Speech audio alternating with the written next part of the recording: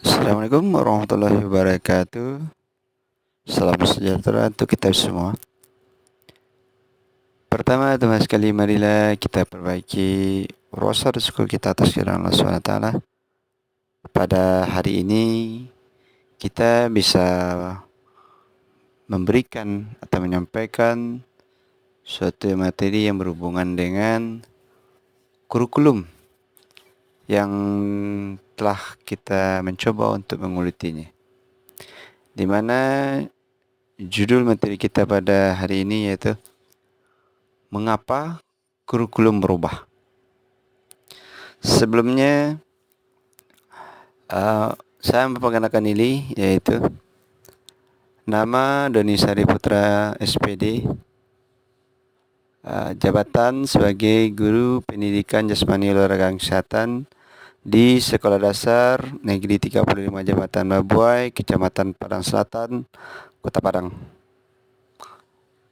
Tempat tanggal lahir Padang 7 Desember 1985. Saya sudah bertugas sebagai Guru Pendidikan Jasmani Olahraga Kesehatan semenjak tahun 2013 sampai saat sekarang ini. Jadi mengenal pendidikan jasmani dalam beberapa kurun waktu kurikulum yang telah 3 kali pergantian semenjak saya mengajar. Dalam kesempatan ini saya akan menyampaikan beberapa hal yang membuat kita akan membuka wawasan sedikit tentang kurikulum yang sedang kita hadapi. Baiklah Bapak Ibu semua, semoga kita dalam keadaan sehat walafiat dan dapat menerima materi ini dengan membuka hati dan pikiran kita, dan berdoa kepada Tuhan semoga hal-hal yang kita terima, hal-hal yang kita lihat, hal-hal yang kita dengarkan dapat kita implementasikan atau kita terapkan dalam proses kita sebagai seorang guru nantinya. Baiklah Bapak Ibu hadirin semua, yang akan kita bahas yaitu mengapa kurikulum perlu berubah. Pertama, agar relevan dengan perkembangan zaman. Jadi mengingat kurikulum harus selalu berubah agar sesuai dengan perkembangan zaman. Apabila masa sekarang ini ilmu pengetahuan dan teknologi informasi telah berkembang dan pembelajaran akan membosankan tanpa adanya perubahan, bukankah itu tugas kita untuk menyiapkan para peserta didik kita menghadapi zaman yang baru? Jadi tuntutan itulah kurikulum dapat berubah. Menurut Ki Hajar Dewantara, pendidikan adalah menuntun segala kekuatan kodrat yang ada pada anak-anak agar mereka sebagai manusia maupun anggota masyarakat dapat mencapai keselamatan dan kebahagiaan yang setinggi-tingginya. Sebagai pendidik, kita tentunya menyadari bahwa setiap anak adalah unik dan memiliki kodrat masing-masing.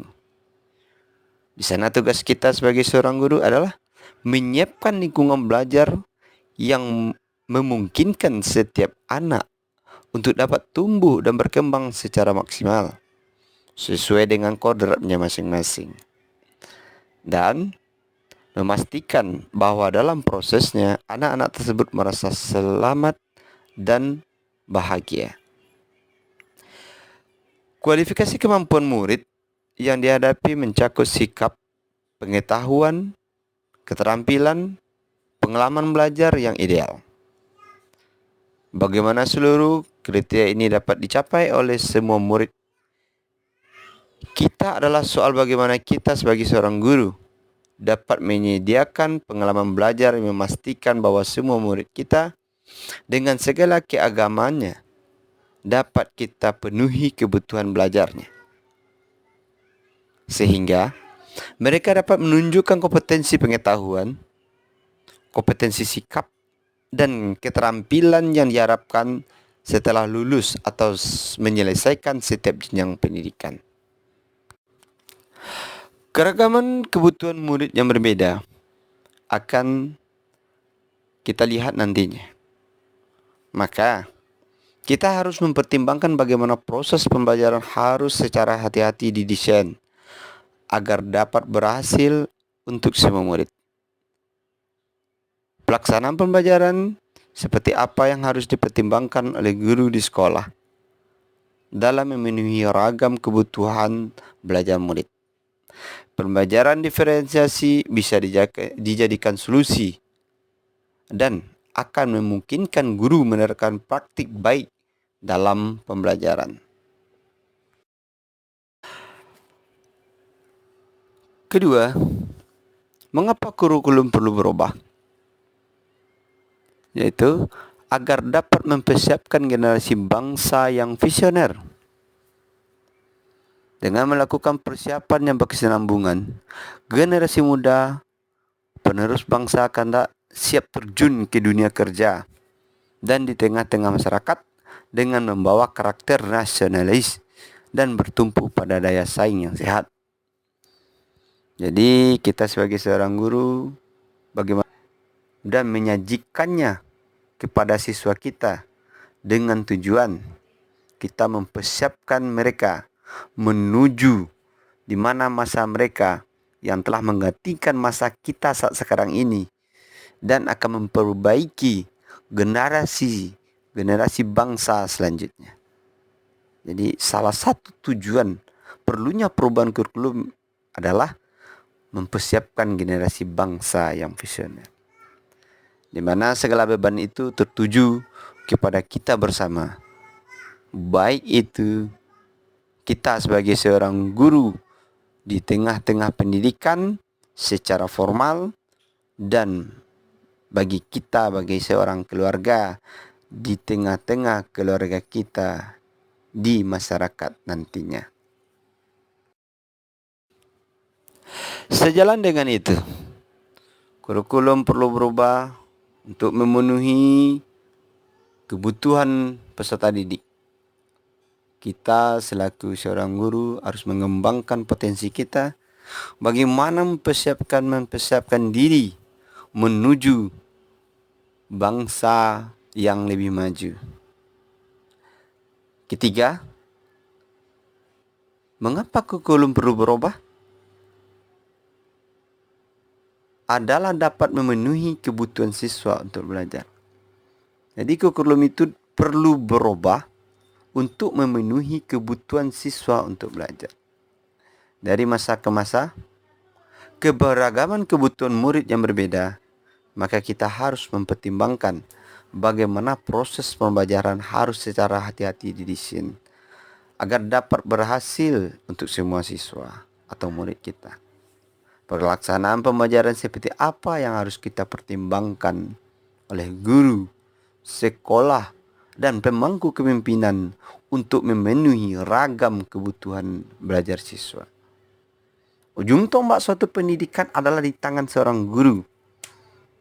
Jika kita ingin melihat peserta didik kita sukses di masa depan, maka kita pertama harus mempersiapkan pendidikan dasarnya terlebih dahulu. Semua itu adalah di tangan kita, seorang yang disebut dengan guru. Jadi bagaimana kita berorientasi untuk memenuhi kebutuhan siswa untuk menuju pembelajaran, maka perlunya perubahan suatu kurikulum.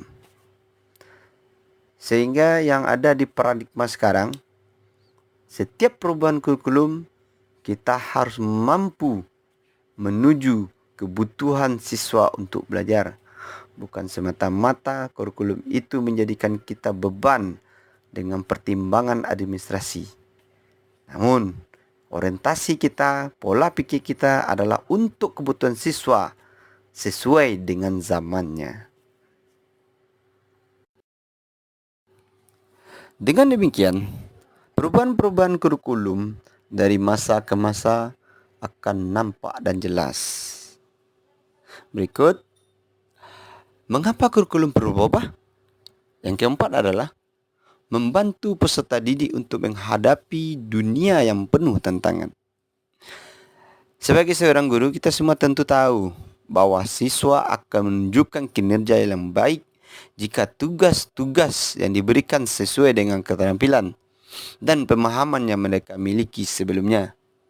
Lalu, jika tugas-tugas tersebut memicu keingintahuan atau hasrat dalam diri seorang murid, dan tugas itu memberikan kesempatan bagi mereka untuk belajar, bekerja dengan cara yang mereka sukai.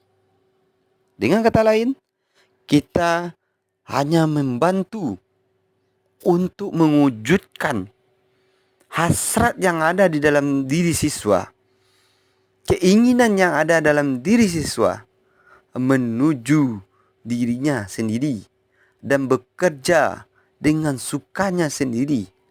Kita memberikan ruang, kita memberikan jalan kepada peserta didik kita.